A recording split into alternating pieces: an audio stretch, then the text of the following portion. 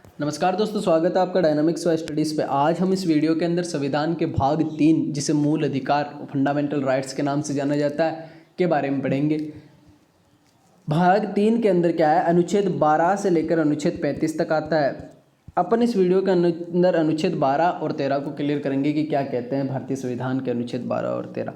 देखो, भारत के अंदर क्या है, भारतीय संविधान के अंदर जो मूल अधिकारों का जो कॉन्सेप्ट है वो अमेरिकी संविधान से प्रभावित रहा है। और जितना विस्तृत विवरण भारत के अंदर दिया गया है मूल अधिकारों का, उतना विस्तृत विवरण अमेरिका के संविधान के अंदर भी नहीं है। तो देखो, भारतीय संविधान के जो भाग 3 है, इसके अंदर अनुच्छेद 12 से 35 तक मूल अधिकारों का विवरण है। और साथ ही दूसरी इंपॉर्टेंट चीज़ क्या है कि भारतीय संविधान के भाग 3 को भारत का मैग्ना कार्टा की संख्या दी गई है। CHSL या किसी भी कम्पिटिटिव एग्जाम में पूछ लिया जाता है कि भारत का मैग्ना कार्टा संविधान के किस भाग को कहा जाता है, तो ये कहा जाता है भाग 3 को। देखो क्यों कहा जाता है मैग्ना कार्टा का, अगर शाब्दिक अर्थ देखें तो मैग्ना कार्टा का शाब्दिक अर्थ होता है कि अधिकारों का घोषणा पत्र। जैसे कि सबसे पहले 1215 के अंदर इंग्लैंड के अंदर टेम्स नदी के किनारे वहाँ के राजा ने ये तैयार किया था घोषणा पत्र। पहली बार कुछ मूल अधिकार दिए गए थे लोगों को, वहाँ की जनता को, वो लिखित रूप से जो लिखे उन्होंने। इसी प्रकार भारतीय संविधान के भाग 3 को भारत का मैग्ना कार्टा कहा गया है। देखो कुछ चीज़ें हैं, जैसे कि क्या हो गया कि कौन कौन से मौलिक अधिकार, जब अपना देश में संविधान बना था, भारत में संविधान बना था, तब मुख्य तौर पे 7 मौलिक अधिकार थे। वर्तमान में 6 है।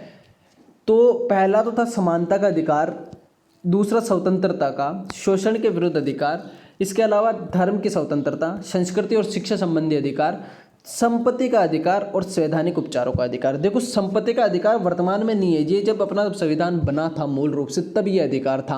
तो देखो क्वेश्चन ये आ सकता है कि अभी भी ये अधिकार तो है, लेकिन क्या है, मूल अधिकार नहीं है। ये कौन सा है, कानूनी अधिकार है। इसे फंडामेंटल राइट से बदलकर लीगल राइट बना दिया है। और ये वर्तमान में किस अनुच्छेद के तहत है, तो देखो ये क्या है, भारतीय संविधान के भाग 12 के अंदर अनुच्छेद 300 के अंदर इसका उल्लेख है संपत्ति के अधिकार का, जो कि अब क्या है, एक लीगल राइट है, कानूनी अधिकार है। ये जो संपत्ति का अधिकार है, इसे 44वें संविधान संशोधन के द्वारा हटा दिया गया था।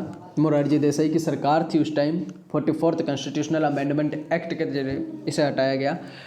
अब देखो अपन चलते हैं कि मुख्य तौर पे क्या है। देखो, संविधान का अनुच्छेद 12 क्या है और इसके अंदर किन किन चीज़ों का उल्लेख मिलता है। देखो पहले अपन जान लेते हैं कि मूल अधिकार जो होते हैं, कुछ मूल अधिकार जो होते हैं, कुछ फंडामेंटल राइट्स जो होते हैं, पूरे जितने भी नागरिक है, मतलब कुल जो सिटीजनशिप है, जो सिटीजन है भारत के, उनको मिलेंगे। और कुछ ऐसे अधिकार होते हैं जो चाहे कोई विदेशी भारत में रह रहा हो तो उसे भी दी जाएंगे। इसके अलावा अपने जो फंडामेंटल राइट्स है वो वाद योग्य मतलब क्या है कि अगर इनका हनन होता है तो अपन सुप्रीम कोर्ट में जा सकते हैं, न्यायालय का दरवाजा खटखटा कर सकते हैं, अनुच्छेद 32 के तहत, जैसा कि अपन जानते हैं। तो ये कुछ इसकी विशेषताएं कह सकते हैं अपने भारतीय संविधान के अंदर मौलिक अधिकारों की विशेषताएं। तो अब अपन मुख्य तौर पे चलते हैं भारतीय संविधान का अनुच्छेद 12 की। अनुच्छेद 12 क्या कहता है, तो देखो अनुच्छेद 12 में राज्य को परिभाषित किया गया है। राज्य को कैसे परिभाषित किया गया है, देखो मुख्य तौर पे यह कहने का अर्थ है कि अब जो भारतीय संविधान के भाग 3 में जहाँ जहाँ राज्य लिखा हुआ आएगा, उस राज्य का अर्थ क्या है। जैसे कि अनुच्छेद 14 अपन देखेंगे तो अनुच्छेद 14 में लिखा हुआ है कि राज्य, मतलब अनुच्छेद 14 या 15 में किसी में भी लिखा हुआ है कि धार्मिक स्वतंत्रता का अधिकार प्रदान करता है। राज्य धार्मिक स्वतंत्रता का अधिकार प्रदान करता है।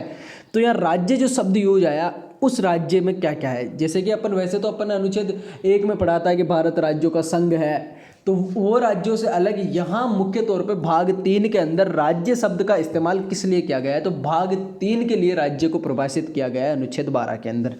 तो देखो कि भारत के अंदर जो राज्य सरकार है वो राज्य के अंतर्गत आएगी।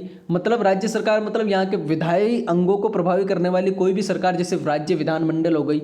दूसरी क्या, संघीय सरकार, जैसे कि जो कार्यकारी या फिर विधायी अंगों को संघीय सरकार में क्रियान्वित करने वाली सरकार, जैसे कि भारत की संसद हो गई। देखो राज्य सरकार मतलब विधानमंडल हो गई और संघीय सरकार मतलब भारत की संसद हो गई।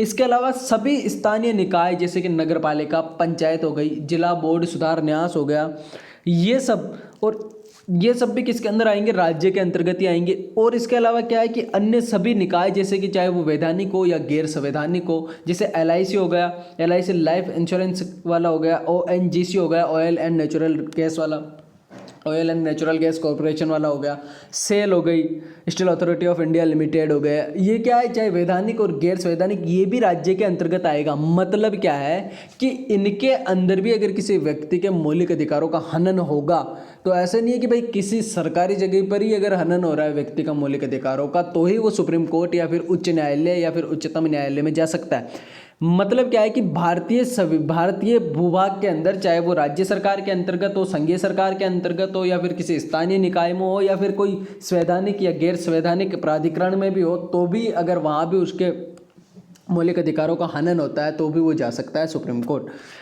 तो मुख्य तौर पर अनुच्छेद 12 के अंदर संविधान के भाग 3 के लिए राज्य को परिभाषित किया गया है। अब इसके बाद में अपन अनुच्छेद 13 के बारे में चलते हैं। अनुच्छेद 13 ही ऐसा अनुच्छेद है जो क्या है, अनुच्छेद 32 और अनुच्छेद 226 को एक तरह से शक्तियाँ देता है। कैसे देता है, तो अनुच्छेद 13 कहता है कि मूल अधिकारों से असंगत या उनका अल्पीकरण करने वाली विधियां शून्य होगी। देखो यार, दो चीजें, अल्पीकरण मतलब मूल अधिकारों से असंगत, पहला मतलब कोई भी ऐसा विधि यानी कोई भी ऐसा कानून जो मूल अधिकारों से असंगत हो, मतलब जिससे कि मूल अधिकार हनन होते हो या उनको कम करते हो, अल्पीकरण यानी जो मूल अधिकार दिए गए उनका कम हो जाना हो, तो ऐसी कोई भी विधि अगर बनाएगी केंद्र सरकार या राज्य सरकार, तो वो विधि शून्य होगी, मतलब वो कानून मान्य नहीं होगा।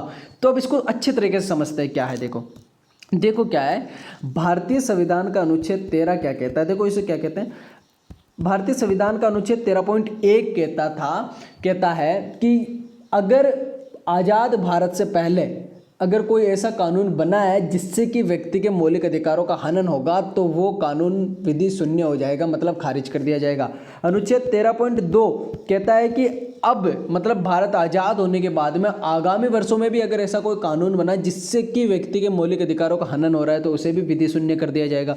और अनुच्छेद 13.3 के अंदर क्या है, मुख्य तौर पे विधि को डिफाइन किया गया है कि विधि क्या है, मतलब कानून क्या है, विधि क्या क्या हो सकती है, कानून क्या क्या हो सकता है। अनुच्छेद 13, जैसे कि अपन ने देखा अभी अनुच्छेद 13 के अंदर यहाँ लिखा हुआ है कि करने वाली विधियाँ शून्य होगी, तो अनुच्छेद 13 में विधियाँ क्या है उसे भी डिफाइन किया गया है। तो क्या है, देखो विधियाँ कितनी प्रकार की होती है जो अनुच्छेद 13 में डिफाइन है, अपन बात करते हैं। एक होती है स्थायी विधियाँ। स्थायी विधियाँ कौन सी विधियाँ, स्थायी कानून जिसे अपन कह सकते हैं, तो ये वो विधियाँ होती है जो संसद या फिर विधानमंडल द्वारा पारित की जाती है। दूसरी होती है कुछ अस्थायी विधियाँ। अब अस्थायी विधियाँ या कानून, अस्थायी कानून कौन से कानून होंगे, जैसे कि जो राज्यपालों या राष्ट्रपति द्वारा जारी किए जाने वाले अध्यादेश जो होते हैं, वो क्या है, अस्थायी विधियाँ। राष्ट्रपति अध्यादेश जारी करता है अनुच्छेद 123 के तहत, और राज्यपाल अध्यादेश जारी करता है अनुच्छेद 213 के तहत। ये भी अपन को ध्यान रखना है, कंपटीशन में पूछा जाता है SSC CHSL CHL। इसके अलावा प्रत्यायोजित विधान भी होते हैं। प्रत्यायोजित विधान मतलब क्या हो गया, जैसे कि कोई भी कार्यपालिका जो होती है उसके द्वारा अध्यादेश या आदेश, उपविधि, नियम, विनियम, अधिसूचना जितने भी है, मतलब किसी भी संस्था, मतलब भारतीय जैसे कि विधानमंडल, संघीय सरकार के द्वारा, संसद के द्वारा बनाई गई कोई भी नियम, उपनियम, आदेश, विधि, कुछ भी अधिसूचना, ये सब क्या है, ये सब विधियां हैं। तो अनुच्छेद 13 डिफाइन करता है विधियों को। तो हमने इस वीडियो के अंदर अनुच्छेद 12 और 13 पढ़ा। अनुच्छेद 12 जो क्या है, राज्य को डिफाइन करता है कि राज्य क्या है, संघीय सरकार हो गया, राज्य सरकार हो गया, मतलब नगर पालिका, पंचायत बोर्ड, सुधार। इसके अलावा गैर संवैधानिक और संवैधानिक प्राधिकरण सब राज्य के अंतर्गत आएंगे। और अनुच्छेद 13 जो क्या है, बताता है कि कोई भी ऐसा कानून बना जो क्या हुआ कि विधि मतलब मूल अधिकारों का अल्पीकरण किया जिसने, या मूल अधिकारों का हनन हो रहा हो उस कानून से, तो वो कानून क्या हो जाएगा, रद्द हो जाएगा। और फिर अगर किसी के मूल अधिकारों का हनन होता है तो हम अनुच्छेद 32 के तहत जा सकते हैं सुप्रीम कोर्ट में, और अनुच्छेद 226 के तहत अपन उच्च न्यायालय यानी हाई कोर्ट का दरवाजा खटखटा सकते हैं।